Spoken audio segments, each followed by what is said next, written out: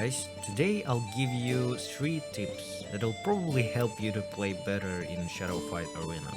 A little disclaimer, if you're a pro player, these tips might be not very useful for you.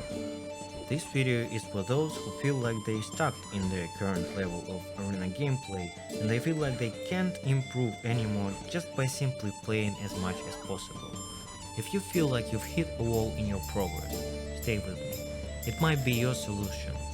So, without further ado, let's get started.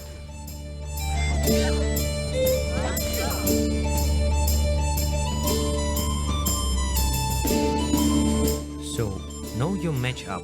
What does this even mean? It means a few things actually. Such as, no abilities and skills, no weapons and their features, no movements, counter movements and commonly used tactics. In simple words, you should know almost everything about your character and the characters that you play against.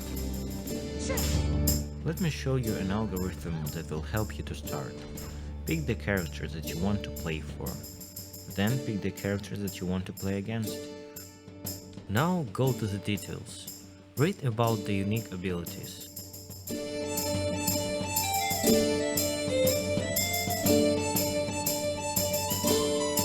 Then read all about the additional talents, so you could understand what talents you use and how it influences your character. Do the same thing with another character.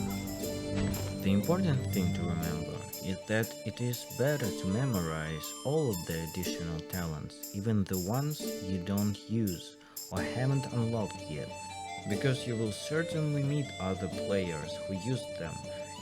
It would be even better if you remembered the arrangement of talents visually, so you could recognize builds that your opponent uses from the start.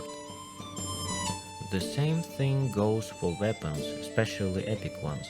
It's better to know their properties and features, so it wouldn't be an unexpected surprise for you when Link will take away your shadow energy with this slashing strike.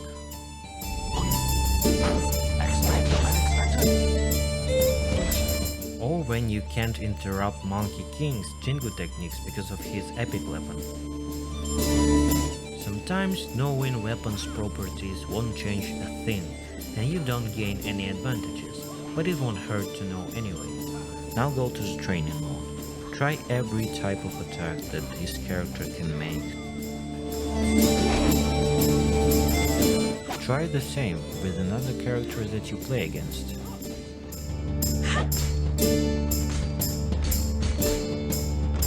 Now find every possible counter movement for any possible attack of your adversary. Everything that you can think of.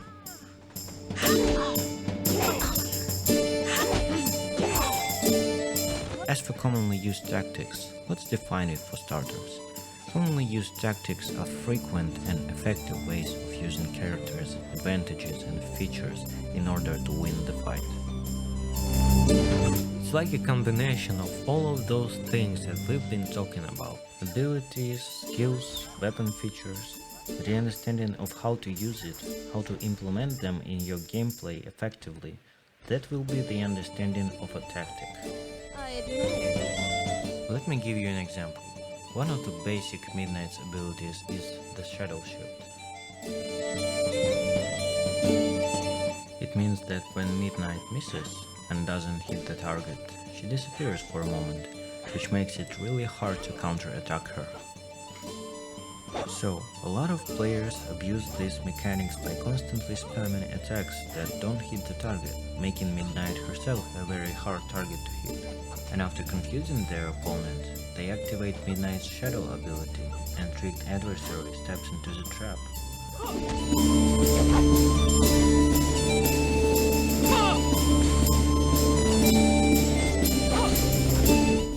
Another example is Widow. She can enchant health by teleporting and then take away all of the enchanted health with her shadow move. Obviously no one likes it except her. Widow's energy is full. They try to avoid her shadow move, often by jumping forward. At this moment Widow hits them with upper or heavy attack and does her shadow move after.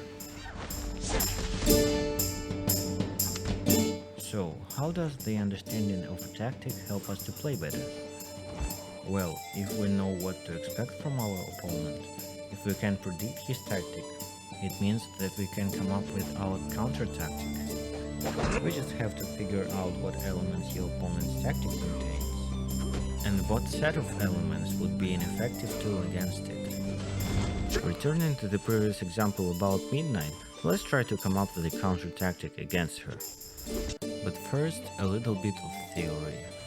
There are 3 basic ways to counter an attack. Before it even started, during the attack, after the attack.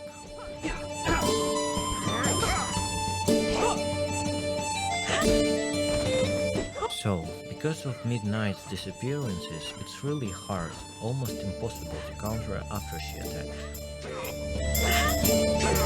That's why we should attempt to counter Midnight only before and during her attack. However, we still can attack after she hits, and I want to make a distinction here between counter attack and simple attack after opponent's hit. In the first case, the response is immediate. In the second, we can see clear time gap, separation between 2 hits.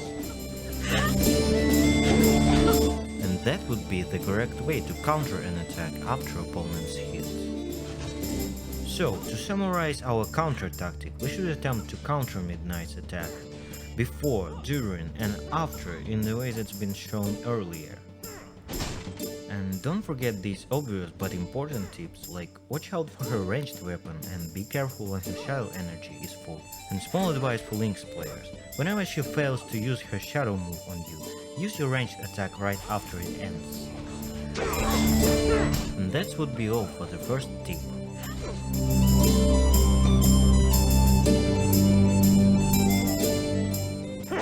The next tip will be analyze your fights. Go to the player profile. Journal. Watch this fight that was hard for you, when you couldn't win and didn't get why. Watch and then ask yourself these crucial questions. What did he do right and I did wrong? What move couldn't I predict? What tactic or pattern didn't I notice? You need to find the reason of your loss. It might be because he has a higher level and more abilities, but you can't change that. This knowledge won't improve you as a player. Try to find the mistake that you can fix instead. For instance, movements. You always can counter the basic moves, regardless of the level of your opponent. Yes, the level of your adversary can be significantly higher than yours, which means the stakes are higher.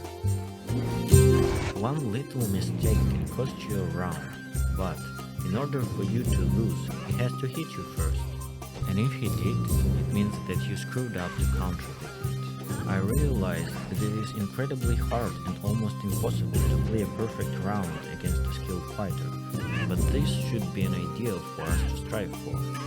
So, as soon as you found your mistakes, the moves that you can counter attack, go to the training mode.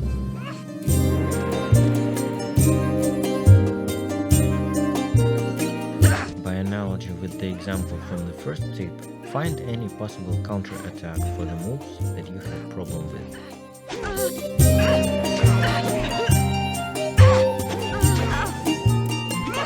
After that, switch mirror mode to active and try to apply any of your counter attacks in the fight against bots. Try to apply them specifically against these moves that you had problems with.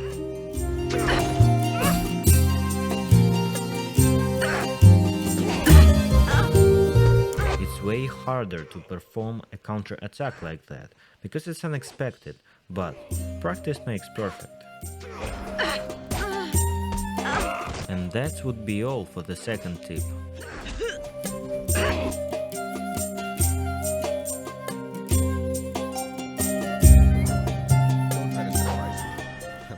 The last advice is a little bit similar to the previous one. You need to think and analyze your fight while you're fighting. It's really ineffective to attack blindly, without any thought of what you're doing. If you fight blindly, you'll get predictable, and predictability is not a trait that'll help you to win at all. In fact, it's a pretty harmful trait if you want to improve. So, you should think during the fight. But how? Be attentive to patterns. Pay close attention to repetitive moves your opponent uses. If he's successful at what he's doing, you stuck into his pattern. All you need to do is to notice this successful sequence of moves that he's using and break it by finding a certain counter moves. But this small advice will work only if the difference between your level and your opponent's level is not so big. Otherwise, you won't get any time to notice any patterns, let alone react to them. You are more likely to be down quickly in that case. Previous tips in practice.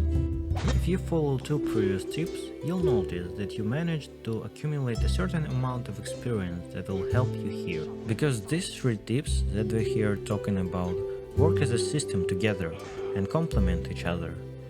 The last thing that will make this tip even more powerful and your gameplay even more efficient is mindset. Your mindset should be cold, prudent, ruled not by your emotions but by well-calculated actions. You like a scholar that investigating, experimenting. Your defeats are lessons. Be grateful for strong opponents. Every mistake you'll analyze and fix following the second tip. Every lesson makes you stronger as a fighter, because you don't passively experience a failure, but actively learn and exterminate your mistakes one by one.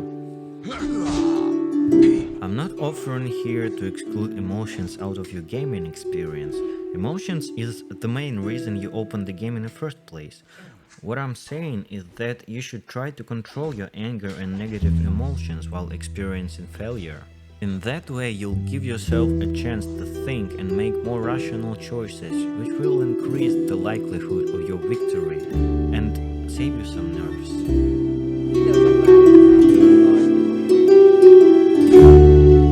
And that will be all for today. Thank you for watching this video till the end. See you soon.